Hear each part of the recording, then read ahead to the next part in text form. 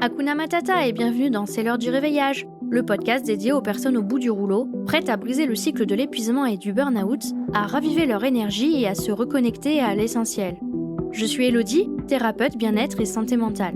Je t'apporte, avec et sans invité, des conseils pratiques et une bonne dose de motivation afin de retrouver des moments de qualité avec tes proches, redécouvrir la magie des instants simples et savourer pleinement ton quotidien.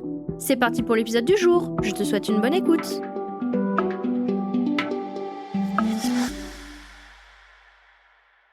Hakuna Matata dans cet épisode numéro 7 de C'est l'heure du réveillage, consacré à la découverte de vos antidotes personnalisés pour mieux gérer la pression du quotidien. Dans ce voyage à travers les méandres du bien-être, nous allons explorer des techniques pratiques et des outils conçus pour vous aider à naviguer dans les eaux parfois tumultueuses du stress chronique. Le but ? Vous donner des stratégies à tester de votre côté afin de voir lesquelles vous correspondent le mieux et ainsi découvrir des moyens efficaces pour vous aider à gérer les exigences de la vie quotidienne, exigences pouvant parfois paraître insurmontables. Chaque individu étant unique, avec ses propres préférences et ressources, je veux donc vous aider à trouver les antidotes qui résonnent le mieux avec vous-même et ainsi vous accompagner sur le chemin de la sérénité et de l'équilibre. Alors, asseyez-vous confortablement, ouvrez votre esprit à de nouvelles possibilités et c'est parti mon kiki pour un nouvel épisode. Je vais d'abord vous parler d'une technique que j'affectionne particulièrement parce qu'elle fonctionne très bien sur moi. Il s'agit de la respiration profonde. C'est une technique que j'appelle physique. Je vous entends déjà me dire « Oh, vous êtes tous les mêmes, vous parlez toujours de la respiration, c'est gonflant à la fin, évidemment que je respire. Et puis, elle est barbante cette pratique. » Oh, ma petite dame, mon bon monsieur, je vais vous expliquer pourquoi cette pratique est THE pratique à mettre en place dans votre vie. Je vous le dis aussi tout net, on respire hyper mal. Tous ! Et en respirant mal, on empire notre stress et notre anxiété. Et ouais d'abord, ça vous embouche un coin, hein? Je vous explique tout. La respiration profonde est une méthode simple mais efficace pour calmer l'esprit et détendre le corps.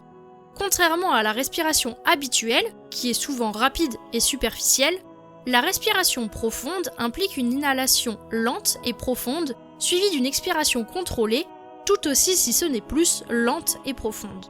En pratiquant la respiration profonde, et plus particulièrement en expirant autant, voire plus que l'inspiration, vous engagez activement votre système nerveux parasympathique, qui est responsable de la relaxation et de la diminution du stress. Cela signifie que votre corps passe d'un état de tension et d'anxiété à un état de calme et de tranquillité. Pour résumer très simplement, quand vous inspirez, ça active plus fortement votre système nerveux sympathique, donc celui de l'activité, du stress, du boost d'énergie. Alors que quand vous expirez, ça active plus fortement votre système nerveux parasympathique, donc celui du calme et de l'apaisement. Dans notre vie, on a besoin des deux. Comme je vous l'explique dans l'épisode 2 de C'est l'heure du réveillage, le stress est important dans notre vie, et sans lui, on mourrait en quelques minutes. C'est notamment grâce à lui qu'on passe à l'action et qu'on réagit. C'est le stress en continu dans notre vie qui est négatif, car toutes les molécules créées par le corps en état de stress, s'il est continu, vont vous empêcher de dormir, ou en tout cas de bien dormir. Vont diminuer votre capacité de digestion, votre libido aussi, le corps s'en fout, il veut survivre en premier lieu, parce que pour lui c'est une question de vie ou de mort. Donc, grâce à la respiration, on arrive à remettre un équilibre dans notre cerveau pour les heures à venir. Comme si on lui disait « Tu vas te détendre un peu du string, toi !» Parce que le cerveau a un string très tendu, à cause du stress en continu. Plus ça rime. Bref, la respiration profonde, en vous faisant revenir à un état d'équilibre entre système nerveux sympathique et parasympathique, voire même en favorisant le système parasympathique, qui est donc celui de la détente, va permettre de passer en mode repos et digestion. Votre rythme cardiaque ralentit, votre tension artérielle diminue et vous ressentez une sensation de calme et de relaxation. Une technique de respiration profonde que vous pouvez essayer est la respiration en carré. Pour cela, commencez par inspirer lentement et profondément par le nez pendant 4 secondes. Ensuite, retenez votre respiration pendant 4 secondes, puis expirez lentement et complètement par la bouche pendant 4 secondes, et enfin, retenez à nouveau votre respiration pendant 4 secondes avant de recommencer le cycle. Pratiquez cette technique pendant environ 5 minutes pour ressentir ses bienfaits apaisants sur le corps et l'esprit. C'est un moyen simple mais puissant de gérer le stress chronique et de retrouver un état de calme intérieur. Il y a plein d'autres possibilités de respiration profonde, l'une des plus connues étant la cohérence cardiaque. Alors, à vous de jouer, à vos marques, prêts, respirez. Pour la deuxième technique, je vais vous parler de la méditation. Cette fois-ci, c'est une technique que j'appelle mentale. Dites donc, j'entends encore ceux du fond soupirer. Quel public difficile aujourd'hui. Pour être honnête avec vous, j'ai beaucoup de mal avec les techniques mentales. Comme je le dis souvent, les techniques les plus efficaces pour moi sont les techniques physiques et sensorielles. C'est pour cela que je vous rabâche l'importance de tester et encore tester sur vous différentes techniques pour voir celles qui vous apportent le plus de relaxation. Toutes les techniques fonctionnent, mais pas sur tout le monde. Celles qui fonctionnent sur votre voisin ne fonctionneront probablement pas, ou pas toutes, sur moi. Et celles qui fonctionnent sur moi ne fonctionneront probablement pas, ou pas toutes, sur vous. Revenons à nos cookies. Dans l'univers vaste et varié de la méditation, il existe une multitude de pratiques, chacune offrant son propre chemin vers la tranquillité intérieure et la clarté mentale. La méditation guidée est une pratique où une voix vous conduit à travers une série d'images mentales, de sensations corporelles et de pensées dirigées. Elle est particulièrement adaptée pour les débutants ou ceux qui préfèrent être guidés dans leur pratique méditative. Les méditations guidées offrent souvent des thèmes spécifiques, comme la gratitude, la relaxation ou la visualisation, ce qui les rend polyvalentes et accessibles à différents besoins et préférences. La pleine conscience, quant à elle, consiste à porter une attention intentionnelle et sans jugement à l'instant présent. Cela signifie être pleinement conscient de vos pensées, émotions, sensations corporelles et de votre environnement, sans chercher à les modifier ou à les juger. La pleine conscience est souvent pratiquée en focalisant sur sa respiration, mais peut également être étendue à toutes les activités de la vie quotidienne. L'ancrage, ou la méditation sur l'ancrage, se concentre sur la connexion avec le moment présent, à travers une sensation physique spécifique, souvent la respiration ou les sensations corporelles. L'objectif est de ramener constamment l'attention à cet ancrage, chaque fois que l'esprit vagabonde, cultivant ainsi la présence et la stabilité mentale. Chaque forme de méditation offre ses propres avantages et répond à des besoins différents. Les méditations guidées offrent un accompagnement pour explorer des états émotionnels spécifiques ou pour développer des qualités comme la compassion ou la résilience. La pleine conscience développe une conscience accrue de soi et du monde qui nous entoure, favorisant ainsi une meilleure gestion du stress et des émotions. L'ancrage, quant à lui, renforce la concentration et la stabilité mentale, aidant à rester calme et centré au quotidien. Je vais maintenant passer à la troisième technique, qui est celle du journaling thérapeutique. Le journaling thérapeutique, souvent appelé écriture expressive, est un outil puissant pour explorer vos pensées, vos émotions et vos expériences de manière réfléchie et intentionnelle.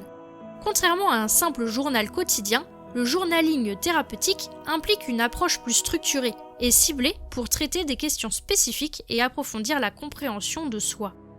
Tout d'abord, choisissez un moment et un lieu propice. Un endroit calme, où vous pouvez vous concentrer sans être interrompu, est préférable. Créez un espace accueillant et confortable pour écrire, que ce soit dans votre bureau, dans un parc ou dans un café tranquille. Vous pouvez par exemple définir un objectif clair, qu'est-ce que vous souhaitez explorer par l'écrit. Il peut s'agir de comprendre vos émotions, de résoudre un problème particulier ou simplement de libérer votre esprit de vos ruminations. Oui, je sais que vous ruminez beaucoup, c'était aussi mon cas auparavant. Une fois cet objectif établi, voici quelques questions qui peuvent guider votre pratique du journaling et servir de bon point de départ. Quels sont mes sentiments dominants en ce moment ? Quels sont les événements ou les interactions qui ont influencé mon état émotionnel aujourd'hui, cette semaine ? Quel a été leur impact sur mon bien-être émotionnel ? Quelles pensées récurrentes ou préoccupations occupent mon esprit en ce moment ? Quels sont mes besoins et mes désirs fondamentaux en ce moment ? Qu'est-ce qui est important pour moi ? Quelles sont mes forces et mes ressources personnelles dont je peux me servir pour faire face aux défis actuels ? Qu'est-ce qui m'a apporté de la joie, de la satisfaction ou du bien-être aujourd'hui ? Et une petite dernière pour la route. Quels sont mes objectifs, mes aspirations et mes intentions pour demain ou pour l'avenir proche ? N'hésitez pas à adapter ces questions à votre propre expérience et à explorer de nouveaux thèmes en fonction de vos besoins et de vos objectifs personnels. Cette technique introspective permet d'apporter de la clarté mentale et de coucher sur papier ce qui nous trotte en tête, permettant ainsi d'aider à diminuer cette sensation de hamster dans sa roue qui tourne et ne veut jamais s'arrêter. Et a fortiori, ça peut donc aussi aider à mieux dormir ou s'endormir, puisque l'une des raisons d'un mauvais sommeil, c'est justement de ruminer, de trop réfléchir. La quatrième technique que je vous propose est celle de la relaxation musculaire. C'est une technique physique donc. Les exercices de relaxation musculaire offrent une approche pratique pour libérer les tensions accumulées dans le corps. Ils favorisent la détente et le relâchement. On peut par exemple faire des exercices de relaxation musculaire progressive qui impliquent de contracter puis de relâcher consciemment les muscles pour diminuer la tension accumulée. Il y a aussi l'exercice de yoga, bien que la pratique du yoga, selon comment on l'a fait, peut aussi bien toucher aux techniques physiques qu'aux techniques mentales. On peut aussi faire du stretching, du tai chi, de la danse. Bref, tout prétexte pour détendre ses muscles sera finalement de la relaxation musculaire. Ce type de relaxation permet de réduire le stress et de sécréter des molécules apaisantes pour le corps. L'une des techniques de relaxation que je préfère, c'est le body scan. Cette pratique consiste à scanner mentalement son corps en prêtant attention à chaque partie, des pieds à la tête, afin de détecter les tensions et les sensations présentes dans chaque zone, puis de détendre consciemment ces zones. Attendez-vous à un max de relaxation et à relâcher les tensions accumulées tout en vous connectant à votre corps et à ses besoins. Pour la prochaine et dernière technique, à vrai dire ce n'est pas vraiment une technique mais plutôt une stratégie, je vais vous accompagner à travers un planificateur de bien-être. C'est un outil essentiel pour suivre vos habitudes et intégrer des pratiques de bien-être dans votre vie quotidienne. Dans votre planificateur de bien-être, vous pouvez intégrer des éléments clés qui soutiennent votre santé mentale, émotionnelle et physique.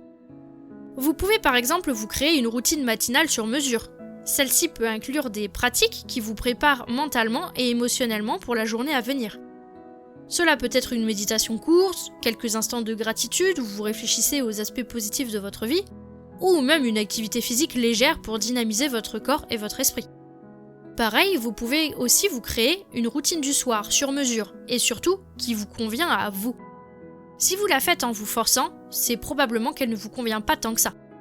Votre routine du soir, elle devrait vous donner un effet du type « Oh, j'ai trop hâte d'y être, je la kiffe trop !»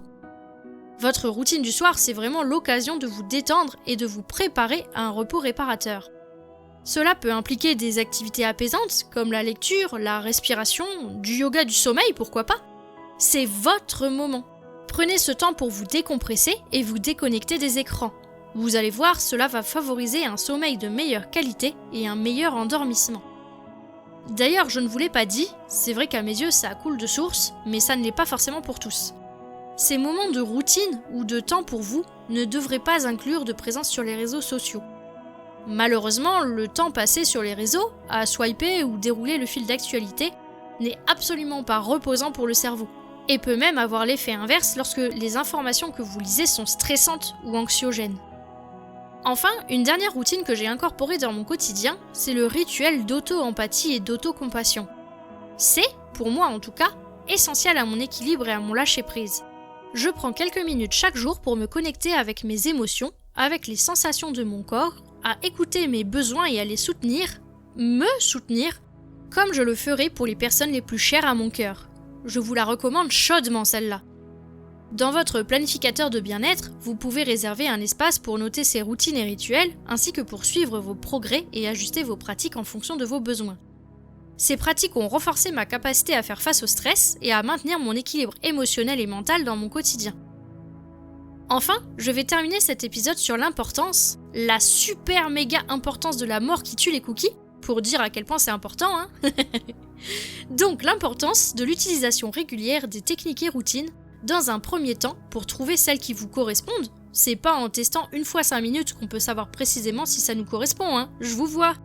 Et ensuite, une fois que vous avez trouvé celle qui fonctionne le mieux pour vous, c'est dans la récurrence de leur utilisation, si possible au quotidien, à minima 1 à plusieurs fois par semaine, que vous profiterez de toute leur efficacité. Même lorsque vous vous sentez bien et que vous ne ressentez pas le besoin de le faire. En fait, le cerveau a besoin de répéter régulièrement les routines et les techniques de relaxation et de gestion du stress afin de les assimiler à des moments, à des réactions qu'ils devraient avoir. En l'habituant ainsi, la routine du soir va ainsi induire automatiquement la réponse du cerveau du type « Ah, elle s'est mise en pyjama cocooning et elle est dans le lit, elle a mis en route le diffuseur d'huile essentielle avec le mélange dodo, elle commence à lire son bouquin, donc dans 15 minutes, je sais que c'est extinction des feux. » C'est ça, en plus de la détente et relaxation associée par les pratiques, qui va aider le cerveau à se dire que c'est l'heure de dormir et donc à déclencher les réflexes physiologiques pour s'endormir plus rapidement. Ça fonctionne pareil pour la routine matinale. Cette fois-ci, il se dira quelque chose du genre « Ah, un réveil sans stress, quelques étirements, un bon petit déjeuner protéiné sans courir, un peu de musique, c'est clair, c'est l'heure de se réveiller et de passer une bonne journée. » Et enfin, pour les techniques de relaxation, c'est pareil. Une fois trouvées celles qui vous conviennent, la répétition fera se dire au cerveau « Ok, je commence à respirer profondément, donc c'est parti mon cookie, je lance la fabrication immédiate de molécules relaxantes, go, go, go, go, on se répand dans tout le corps mes petits !» D'ailleurs, pour faciliter votre intégration de ces techniques dans votre quotidien, je vous propose de découvrir mon kit Zen Attitude, dont je vous mets le lien en description de cet épisode. Ce kit comprend des vidéos de techniques de relaxation, des conseils pour mettre en place vos routines et rituels rapidement, ainsi que bien d'autres ressources pour cultiver votre bien-être au quotidien et pour enfin lâcher vraiment prise en quelques semaines. Alors, n'hésitez pas à explorer mon kit Zen Attitude pour découvrir davantage de ressources et d'outils pratiques qui vous accompagneront dans votre quête de bien-être. Ensemble, cultivons une vie plus équilibrée et épanouissante. Prenez soin de vous et je vous dis à la semaine prochaine pour un nouvel épisode de C'est l'heure du réveillage.